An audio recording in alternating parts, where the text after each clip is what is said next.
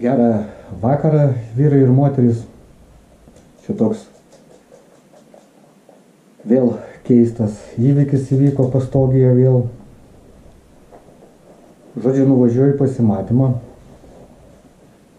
ir man sako, tu turi eiti į tą kambariuką, kur yra kameros, kur yra filmuojama, nes jeigu neįsi tą kambariuką, tai negausi pasimatymų su vaikais.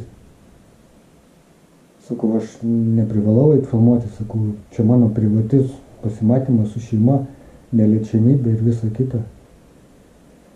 Sakau, va yra tuščias kambariukas, kurį visada einame, jūs jį specialiai užrakinat ir dabar žinot, kad aš ten neinu filmuotis, tai jūs verčiate mane eiti prieš savo valią, ta prasme, nei vaikai nenori ten eiti filmuotis, nei mes. Nes mes nežinom, kas ten žiūro, kokie satanistai ten ir kas ten ką ten daro ir žiūri ir kaip toliau. Žodžiu, man neleido šiandien pasimatymą su vaikais dėl to, kad aš atsisakiau būti prieš savo valią filmuojamas. Tai va, o jie kai ten filmuoja, jie ten prikarpo, prirašo, pridėlioja ir visa kita. Tai va toks vėl didžbalienės arba laimutės pageidavimas buvo, tikėjusi išprovokuoti. Vėl nieko nesigavo, rytoj varysiu surinkęs pakankamai duomenų apie provokacijas, parašysiu pareiškimą vėl, kad psichologiškai veikia, terrorizuoja. Nu ir tiek žinių, va, tai tokie va šiandien įvykiai. Vėl teroras, tyčiojamasis. Žiūrėsim, kaip jam tai baigsis.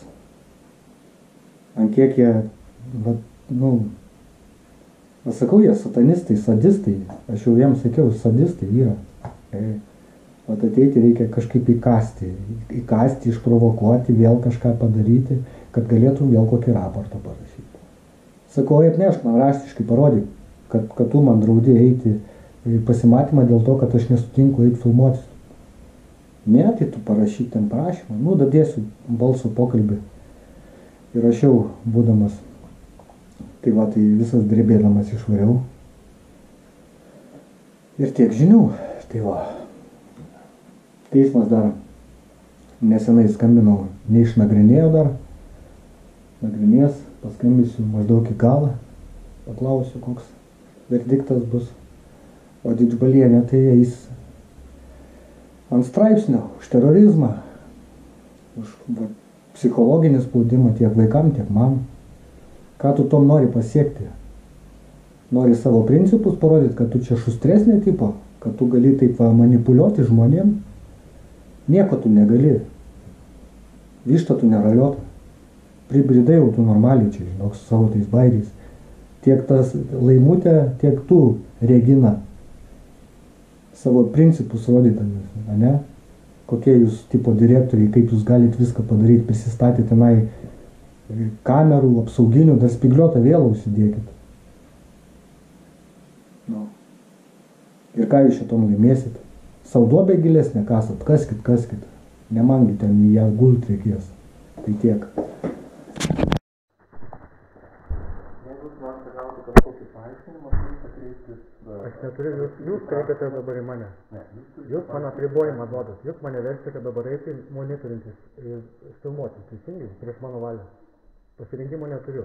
Arba einu filmuotis, arba turiu palikti pasimatymą. Teisingai supratau? Teisingai supratau.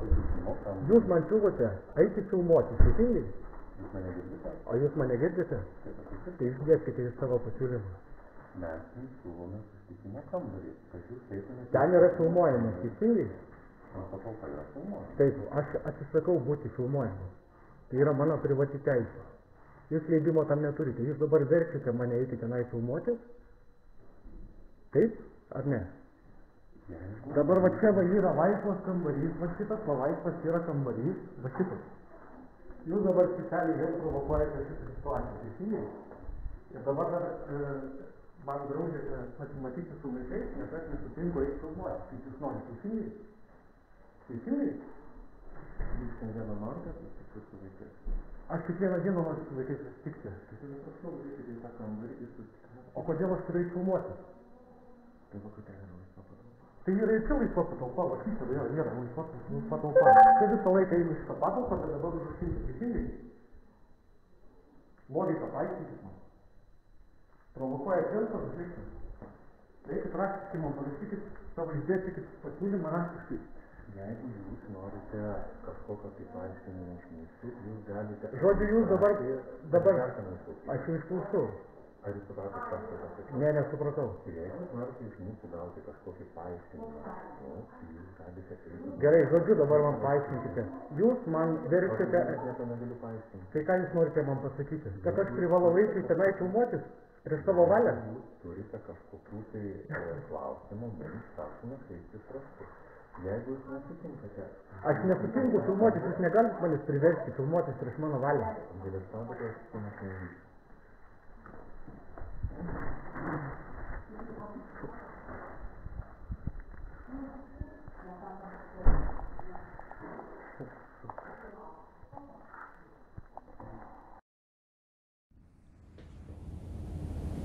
Nu tai va dar dadėsiu video, tai bandžiau prisiskambyti vaikam, pasikalbėti.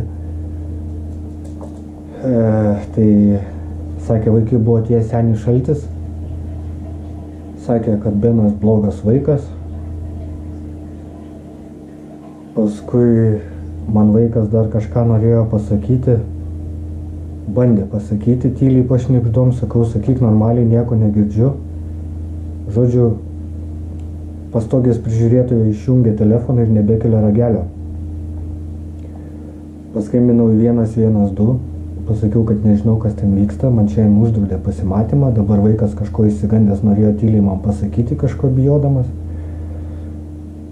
Ir finale, va, užeit negaliu, kalbėti telefonu negaliu.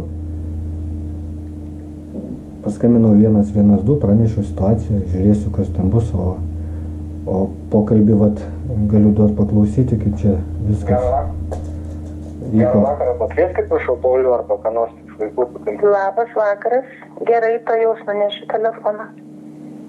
Nunešiu telefoną.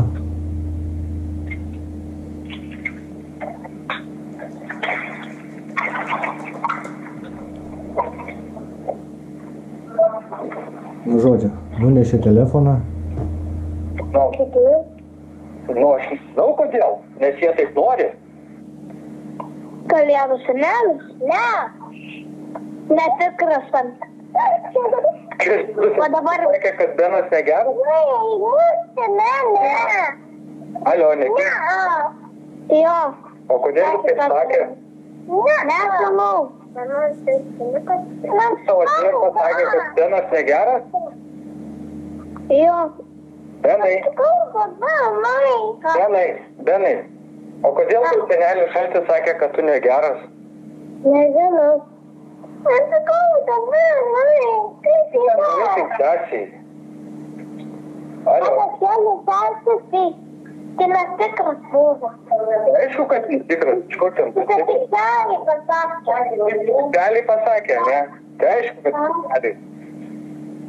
Ai, nieko, atsirūks jam viskas per kitą galą. Dar Oi, išsijungia, dajungsiu. Gerą vakarą, pakvieskit už... Ką? Sakyk, bet...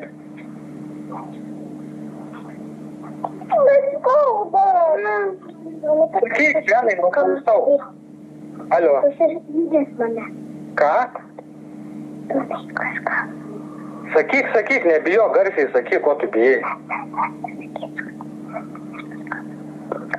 Ko tu bijai pasakyti? Pasakyk garsiai, nebijok.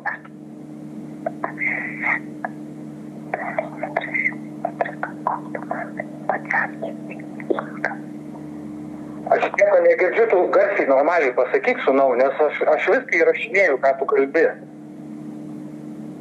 Nunešiu rytoj į policiją ir paduosiu. Pasakyk man garsiai, prašau, nebijok.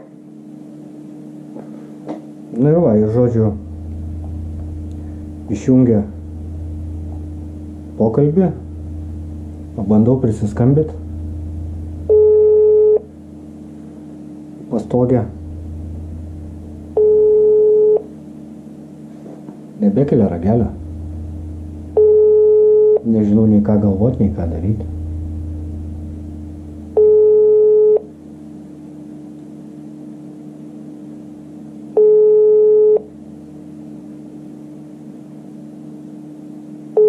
Šiuo metu vartotojas neatsiliepia. Po signalo.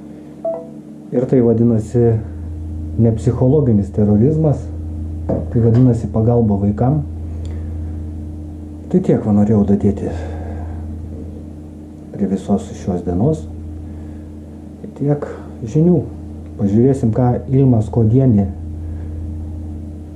pasakys šituo atveju. Tėvai negeri.